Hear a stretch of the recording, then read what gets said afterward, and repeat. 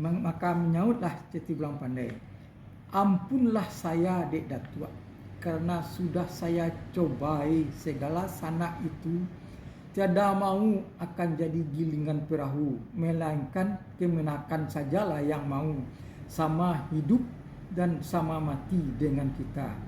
Hanya yang baik saja yang suka pada anak itu. Jadi anak berpunya nimo yang baik saja yang suka pada itu, katanya Ceti Bulang Pandai. Hanya yang baik saja yang suka pada anak itu, yang buruk ya tiada suka. Jadi maksudnya menolak perahu itu yang buruk maksudnya. Sebab itu terlebih baik dipulangkan pusaka kepada kemenakan, sawah, ladang, emas, perak dan lain-lain.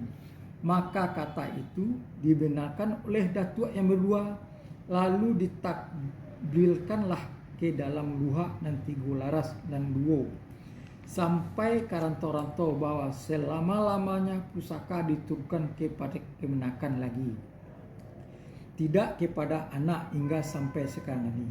Tiada berubah-ubah. Itulah asalnya pusaka jatuh kepada kemenakan.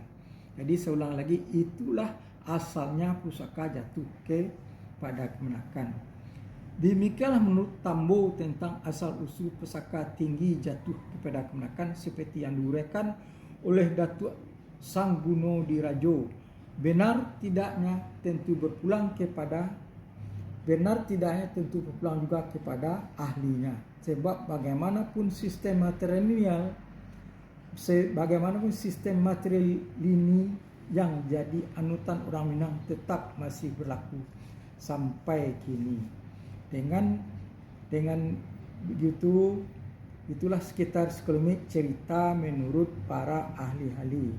Demikianlah cerita asal mula pusaka jatuh ke Menakan.